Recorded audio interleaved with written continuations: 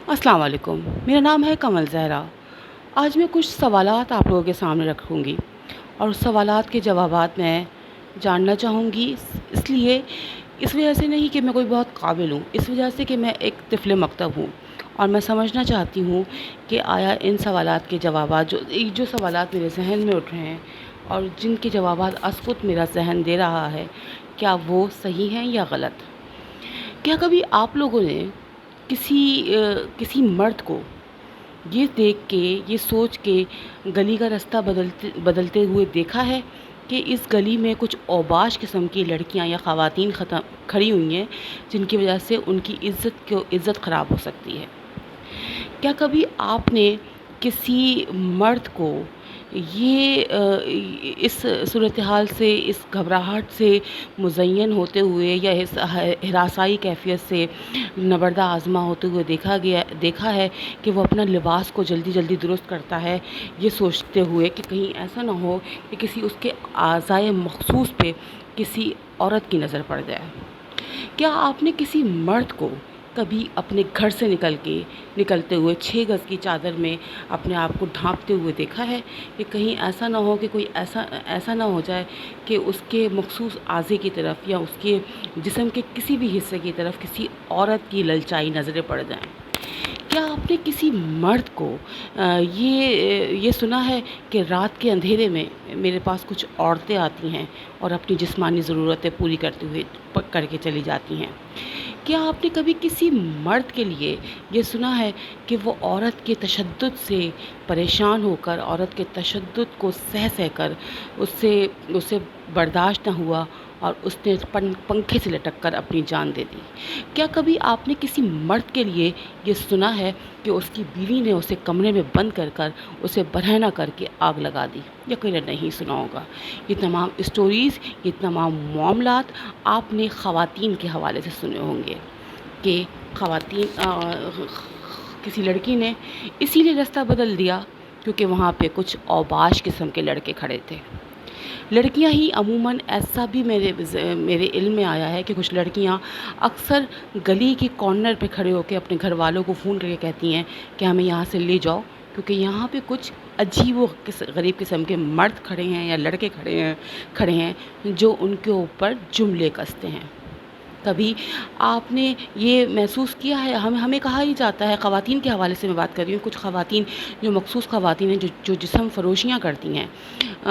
मैं उनको खुदा ना करे बुरा नहीं कहती, पता नहीं उनके क्या मामलात होंगे जो वो इस किस्म की बातें करती हैं। यकीनन एक जिस्म फ़रोशी करना एक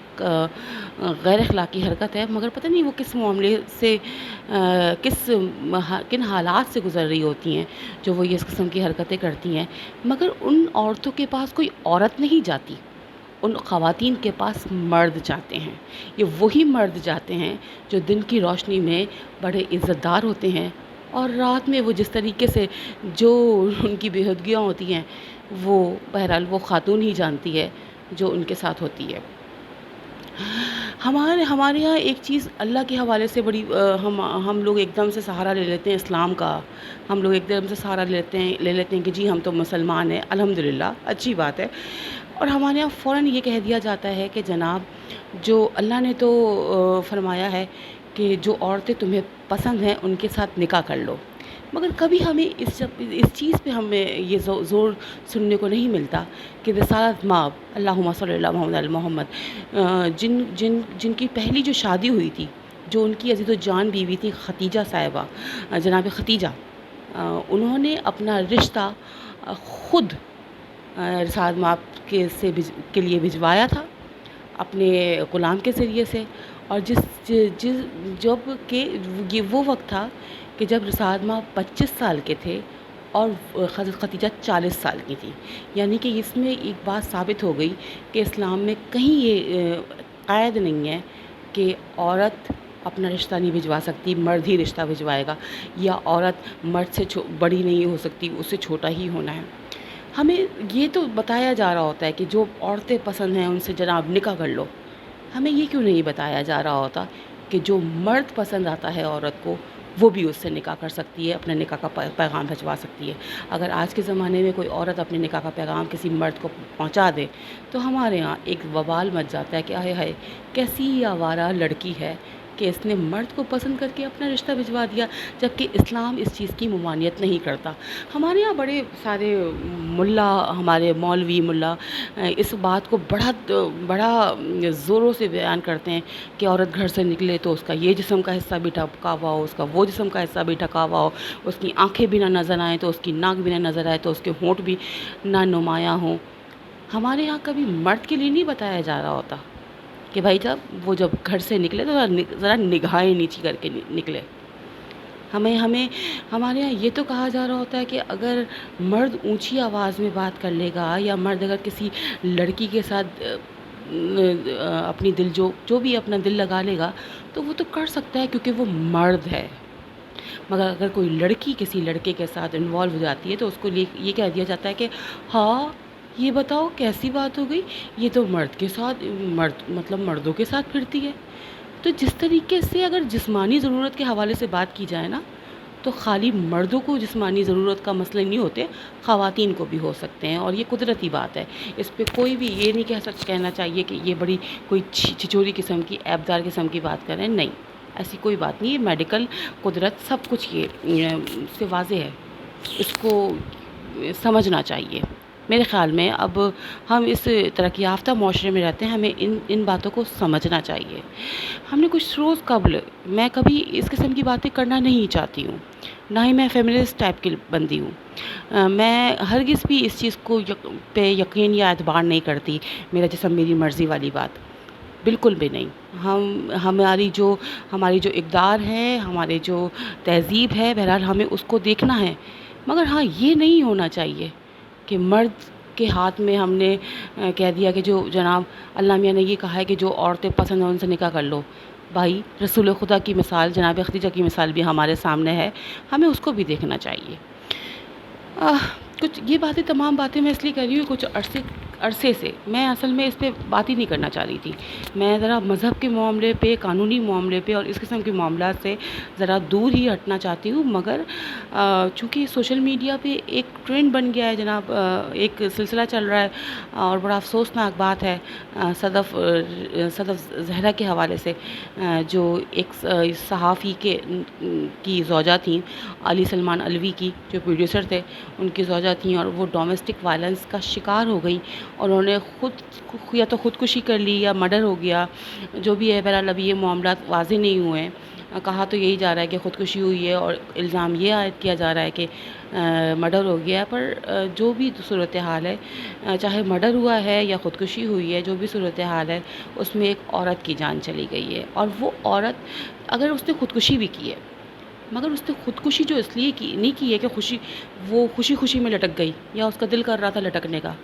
ارے اس کو ذہنی اذیت دی جا رہی تھی، وہ ایک عرصے سے گھریلو تشدد کا شکار تھی، اس کے شوہر اسے مارتا تھا، پیٹتا تھا، اس کی وجہ سے اس لڑکی نے، اس خاتون نے اپنی جان دے دی، جبکہ خود بھی صاحب اولاد تھی۔ مطلب میں یہ سوچ رہی ہوں کہ ایک لڑکی تو مر گئی، افسوس کی بات ہے، نہیں جانا چاہیے تھا، ایک زندگی ختم ہو گئی، نہیں ہونی چاہیے تھی۔ اس کا شوہر جیل میں ہے، وہ اپنے کیے کی سزا بھگت رہا ہے یا بھگتے گا، جو کچھ بھی ہوگا، مگر دکھ کی بات تو یہ ہے نا، اس ایک سالہ بچی کا کیا قصور، جس کو صحیح معنوں میں جس نے نہ باپ کی شفقت دیکھی، 1 سال کی بچی، کیا اس کی عمر مطلب کیا اس نے دیکھا، نہ اس نے باپ کی شفقت دیکھی، نہ اس نے ماں کی ممتا دیکھی، اتنی کم عمری میں اس کے اوپر غم کے پہاڑ ٹوٹ گئے، اور اس بچی کو پتہ تک نہیں ہے کہ اس کے ساتھ ہو کیا گیا ہے، اور یہ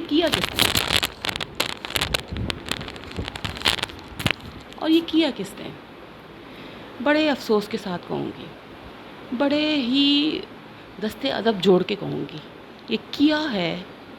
اس مرد نے جو حاکم ہے۔ بھائی آپ کی اپنی بیگم کے ساتھ نہیں بن رہی تھی، آپ کو آپ کی بیگم اچھی نہیں لگتی تھی، آپ اس کو طلاق دے دیتے۔